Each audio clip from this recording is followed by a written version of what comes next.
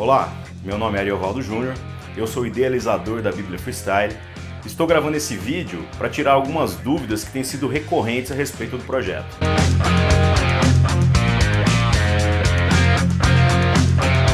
Minha intenção não é apenas falar sobre o site da Bíblia Freestyle, mas também questionar algumas coisas sobre a nossa vida prática, sobre como a Escritura é traduzida de maneira visível na nossa vida e nas nossas ações como cristãos e como igreja. Eu espero que estas reflexões possam fazer a diferença na sua vida como tem feito na minha.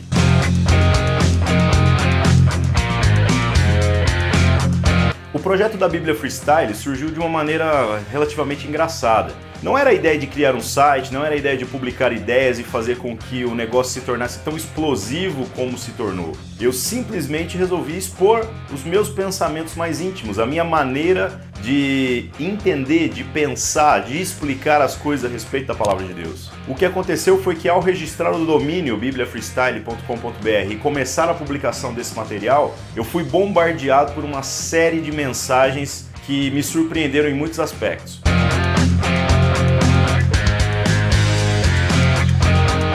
Muita gente acha que eu tenho sido afetado pela crítica que tem sido feita à Bíblia Freestyle, mas na verdade é o oposto que tem acontecido.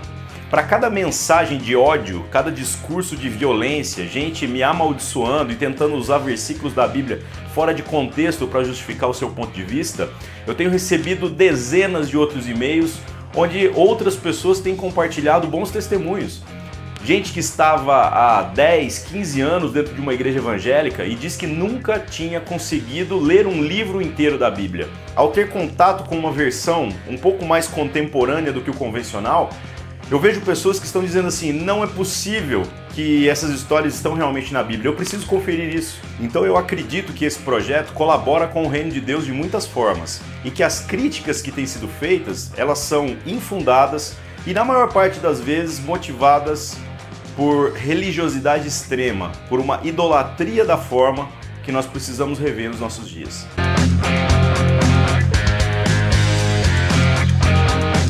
Se você deseja comprar um livro onde você tem acesso a uma boa tradução, vá em qualquer livraria evangélica e você vai ter lá dezenas de opções. A minha proposta é uma paráfrase. A paráfrase é um texto baseado em uma história, o texto baseado em um outro texto. O que eu estou fazendo, na verdade, é aquilo que qualquer pastor faz num culto de domingo. Ele compreende o texto que ele quer apresentar e então ele explica com as suas próprias palavras. A intolerância das pessoas com relação à forma escrita de coisas que nós falamos no nosso dia a dia é algo perturbador. Isso mostra, na verdade, que as pessoas estão idolatrando a maneira com que a palavra de Deus foi escrita. Muitas adaptações são necessárias toda vez que se fala de uma tradução.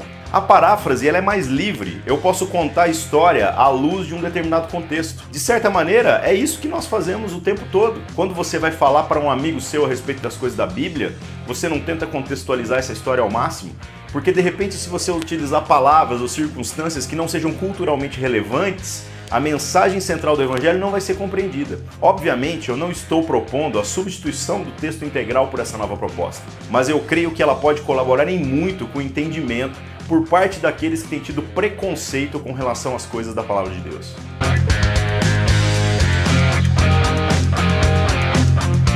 Outra crítica recorrente tem sido feita por pessoas que têm defendido alguns versículos no livro de Efésios que falam sobre o uso da linguagem torpe. É claro que eu conheço esses versículos e é claro que eu não estou tentando reinventar a roda de nenhuma maneira.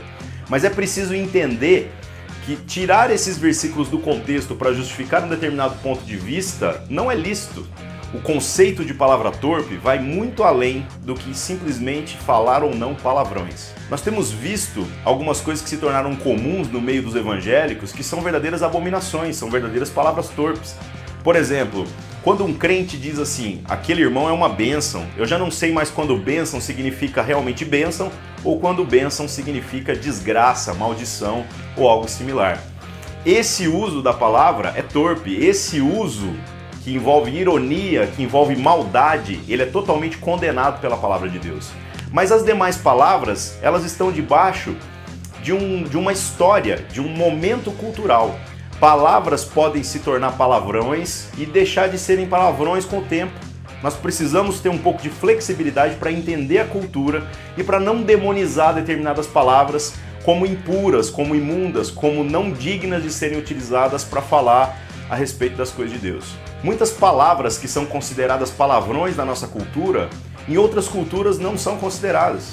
É preciso entender que a cultura é flexionada o tempo todo e que o objetivo de uma palavra é comunicar algo. Se esse objetivo é cumprido dentro de um determinado público específico, então o uso dessa palavra não é condenado. Muitas pessoas que se dizem defensoras de uma boa teologia estão tirando palavras que eu tenho escrito do seu contexto. Falam, Jesus não diria essa palavra, mas não estão analisando em que frase, em que momento eu escrevi cada coisa dentro do texto. Isso é um absurdo, irmãos. Da mesma maneira que nós criticamos pessoas por tirarem versículos da palavra de Deus do seu contexto para justificar aberrações, como esse conceito absurdo da autoridade espiritual que sufoca as pessoas, ou até mesmo a teologia da prosperidade, nós agora estamos fazendo isso novamente para tentar justificar o nosso ponto de vista. Todas as palavras devem ser analisadas no contexto em que foram usadas. Quando José Saramago escreveu um palavrão, ele foi chamado de gênio. Afinal, ele foi capaz de empregar uma expressão de uso chulo de uma maneira criativa. No entanto, parece que nós, como cristãos, somos proibidos de fazer esse tipo de coisa. Nós não somos capazes de interagir com o mundo de uma maneira que o mundo compreende. Nós somos mutilados por esse falso moralismo que tem se tornado comum no meio do povo de Deus.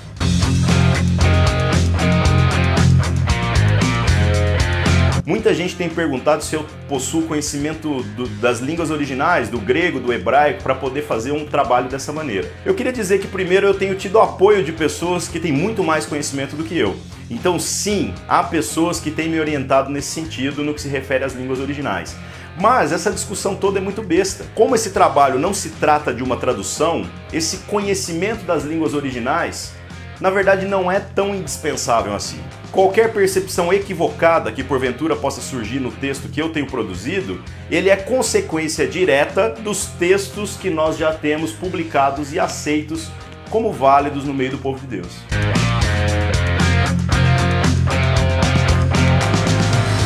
O texto que a maioria das pessoas tem tentado esfregar na minha cara para defender o seu próprio ponto de vista é o de Apocalipse 22, que fala sobre colocar coisas na palavra de Deus ou tirar coisas da palavra de Deus. É claro que eu acredito plenamente no que a palavra de Deus diz. Nós não temos autoridade para alterar a palavra de Deus, para inserir coisas que não estão na palavra de Deus. Nós não temos autoridade para retirar partes da palavra de Deus.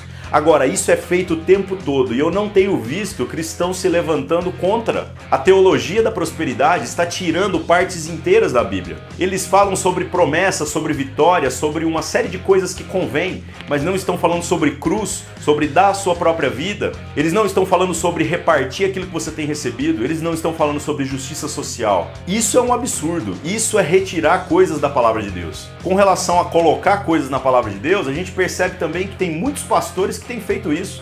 Gente que tem dito coisas que Deus nunca disse. Crente não pode ficar doente. Onde está escrito isso? Se você me der uma oferta, você vai receber 100 vezes mais. E não é exatamente isso que a palavra de Deus está dizendo. Nós estamos deturpando o sentido das Escrituras. E isso precisa ser parado.